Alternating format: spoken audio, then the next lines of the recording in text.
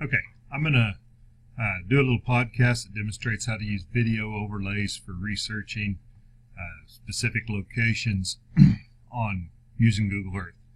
As you can see, I have my Google Earth app opened already, and one of the things that I do first, I uncheck all of the boxes over here on the lower left so that it's not as trashed up and doesn't have as much stuff on it. Now, the place that I'm going to overlay a map is Browns Ferry, and that's in Chattanooga, Tennessee. So I'm going to go to Chattanooga, just type in the name in, it'll zoom in on it. Click anytime and it'll stop. Okay, and I just clicked and it stopped. And I know from my research that this battle was fought over here in this area somewhere. So what I'm going to do, and I'll bring up the picture here in just a second, I'm going to come in here. There's a river on my map, and I think it's this river. So I get zoomed in to where, I'm at a decent distance away, but not too close. And then I go up to the top of the screen, and it looks like a little square piece of paper and a transparency with a plus button, and if you hover over it long enough, it'll tell you that it's an image overlay. And that's the tool we're going to be using today. So you click on that, and you can tell that it brings up that's where the picture's going to go, inside that green. So I'm going to go out and I'm going to name this Browns Ferry, and I'm going to browse, and I just saved that out on my desktop there. Alright, so now as you can see, that map is way too big for what I'm trying to do here. So we're just going to drag it down, and if you drag from the corners, you can drag and you can hold shift and it'll stay in the right perspective. It won't change, make it wider or narrower. Okay, so we're going to get it down, and I'm just guessing here right now. So then we're going to zoom in on it a little more, and the key here is knowing how to change your transparency. Right now I can't see through the map, but if I go up to the slider in this box, I can change that transparency to where it's completely disappeared. Alright, so now I think that my map is too low. Up here in this corner, I can see that there's a little bit of a lake, and on the regular map there's a little bit of a lake right here. So I want to try and match those two up. So what I'm doing is finding specific features. I'm going to try and match the river and that lake, and if you zoom in, there's a railroad track. I'm going to try and match those features up as close as I can. So I'm going to go ahead and make it to where it's a little bit opaque, but not completely. I still know I'm way too big, so I'm going to make it smaller again. Okay. And then if I hover on the center, on the X, I can drag that up, and I'm going to see, I can tell right now that that lake is somewhat similar, and that river will go there. So I know I'm too big because the river, okay, the river on the map is here, but it should be here. And so I'm going to go ahead and make that smaller again a little bit. I'm going to keep the perspective by dragging it to the corner while holding the shift button. Move it over, and we're getting closer to getting it lined up. So I'm going to zoom in. I'm going to leave that opaque. I'm going to leave it transparent so I can see through it. Now you can see that this river here on the Google Earth is parallel to the river on the map. You see that? Okay, so I'm going to, and my lake is fairly well matched up over here right now. I'm going to just push this side over until I get pretty close to that river. Okay? Now, this channel is the same, but this channel's not. So now I have to go up with this channel. And you just stretch it until your landmarks match up. I'm a little bit off on the lake, but it's really not too bad. I'm going to go ahead and drag it down just a little bit.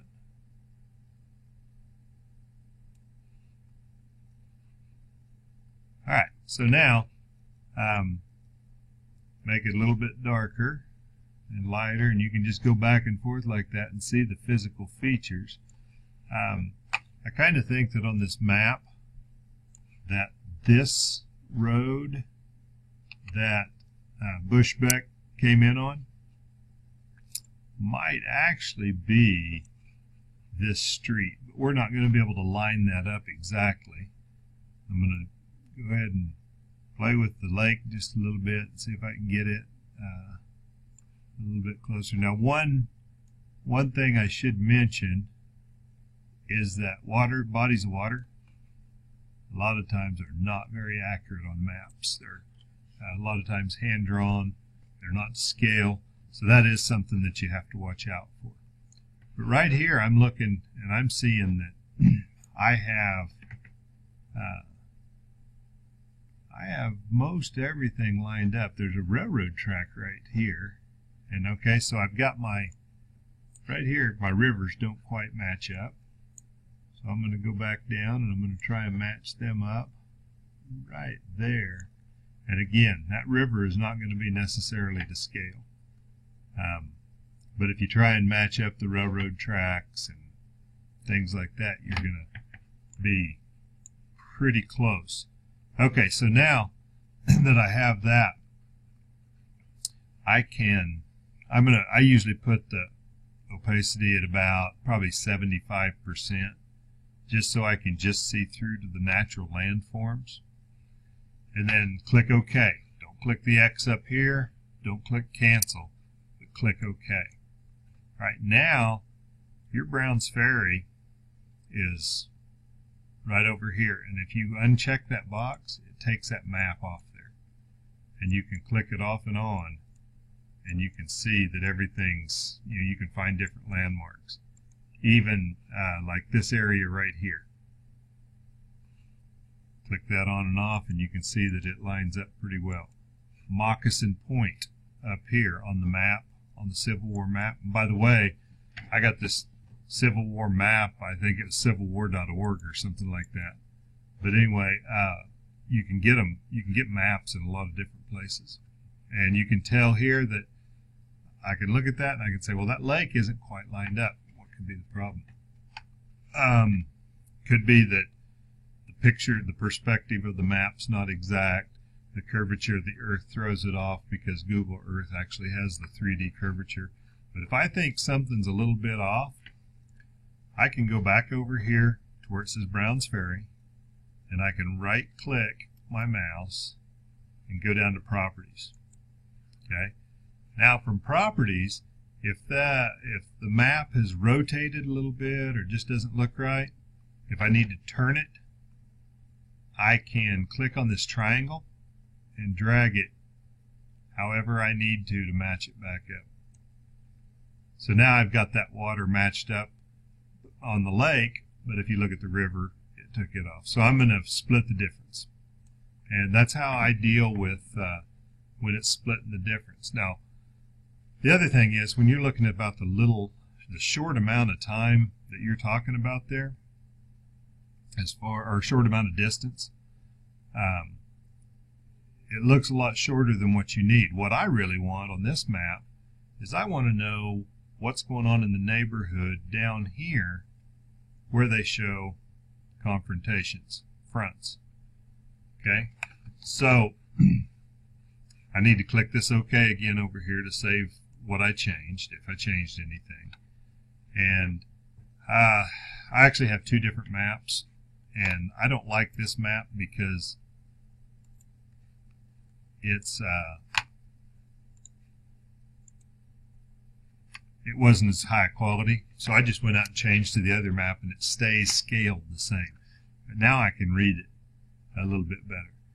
Hampton, and if I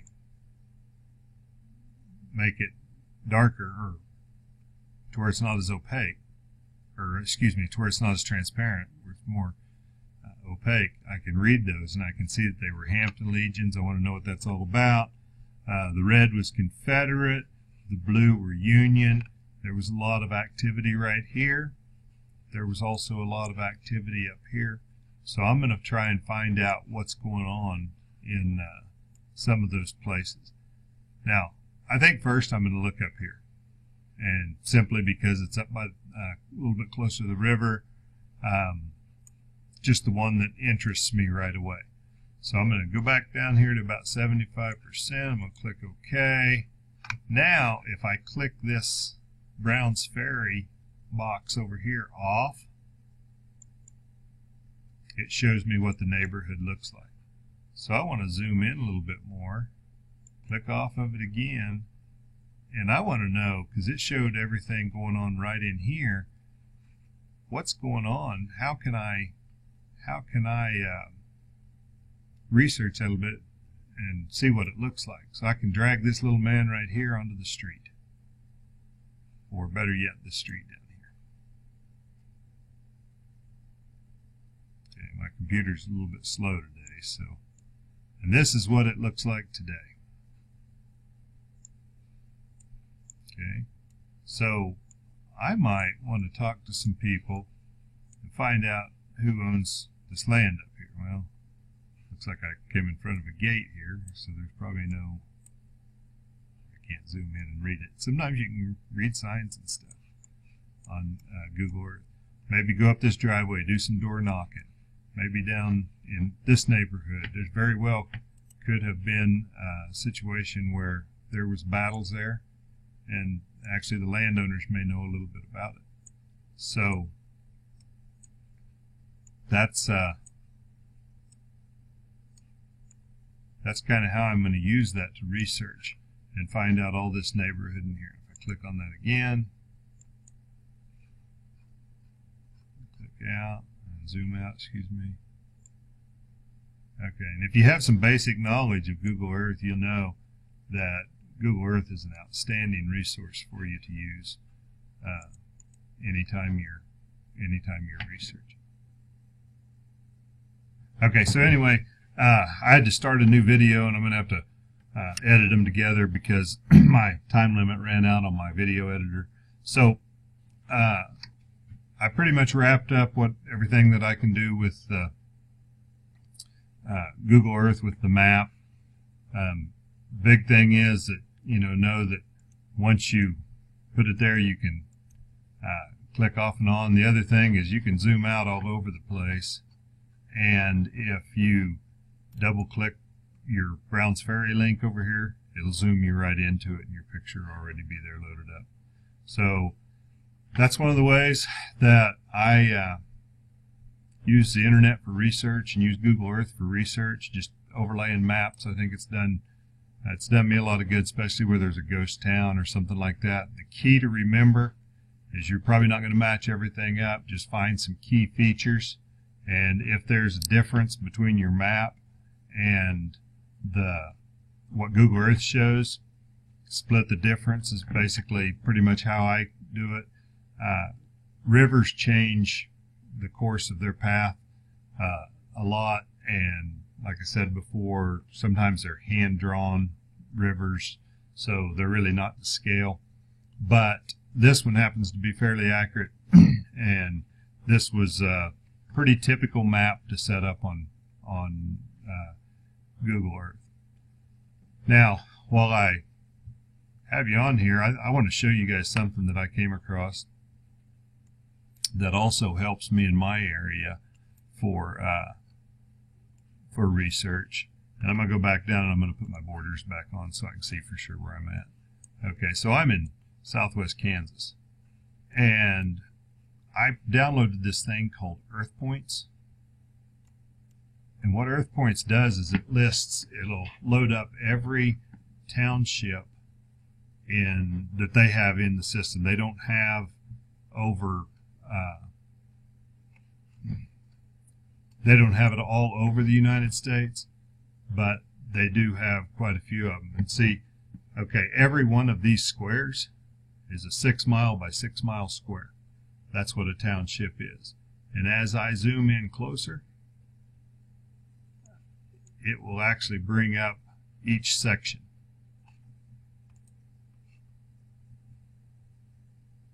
Okay, and this will tell me I'm in, the yellow tells me I'm in Township 24 South and 36 West. And then if I click on any one of these other little tabs, the purple or magenta or whatever color that is, if I click on that, it'll bring up and it'll tell me exactly, you know, we're in, that's section 17, 24, 36. So if you know the legals, you can find out for sure where you're at. It gives you the center coordinates, it gives you the corner coordinates. It also tells you how many acres are in that area. Sometimes if you zoom in more, and it won't do it out here, I don't think, I'll try it here in a little bit. If you zoom in more, sometimes it'll show you even smaller tracts that are set up.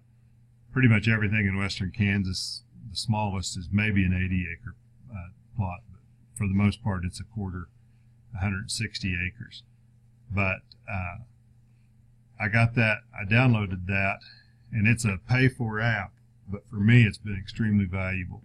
It's not only valuable for researching for metal detecting, but when I'm deer hunting, a farmer can sometimes give me the legals, and if they can do that, then that helps me make sure that I'm in the right place.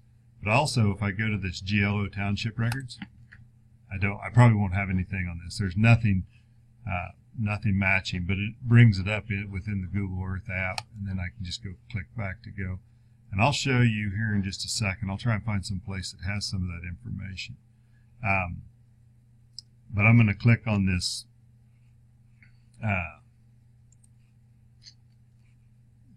again, and if I go to earthpoint.us, once again inside here it takes me, and you can just go to, you can Google EarthPoint in a regular browser, earthpoint.us in the address bar, just Google EarthPoint, and this township and range grid is what I got. And I don't remember how it is. I use it in my classroom with my classes. It has an educational purpose, so I got a special deal on it, but to me it was worth it to get it. And now I'm going to try, I know that I looked at some in Oklahoma that we'll just go, I grew up over in this area, so we'll go here. Nope, too far. All right. Let me get zoomed in here and give it some time to load. It does take a little bit to load, but if I click on this, GLO Township Records, and then I can go with the original survey. There's 3 different ones, but they all have the same date. So I click on that, and it will bring up different information about that plat. But the related documents will tell me who that original land grant went out to. And I think that's pretty cool and can help you research. A lot of times on newspapers.com or something like that, it'll reference the Broyles farm. And so you know that if you find out close to where it's at, you can pinpoint it really accurately. And so I use that feature quite a bit on my Google Earth also. It's been worth every dime I paid for it to me. I thought everybody might be interested. If it's not available everywhere. Let me see if I can find out. Somewhere I clicked and I found out it showed me where all it was available. There you go. If you look on this map, I clicked on BLM. Everything that's covered in the United States here has some section in township. So you guys back on the east may not have any access to it, but I think there'll be something similar coming up soon. The other thing I wanted to mention, if you look in the comments on my YouTube video, I'm going to list some map researches that I like, mapping sites and other research sites that I like to use. A lot of them are Kansas specific, because that's where I do all my research. But there is a ton of information out there, and if you dig just a little bit, you can find some really good maps to overlay on Google Earth. And so I hope this helped you out. If you need any more information, or if I left anything out, give me some ideas. I'm not perfect at it by any means, but this has been what's worked for me. And now I really want to go to Chattanooga and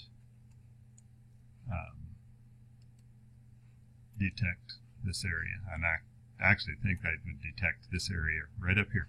So if anybody out there is from Chattanooga and you know I'd detect this or this first, and you've ever detected those, let me know if those are good places, because that's just a little bit of research that I've done. And you guys feel free to leave comments. Just be gentle with me. This is probably about my first podcast I've done on something like this. So good luck out there. Hope you enjoyed this, and I hope you can get some use out of it.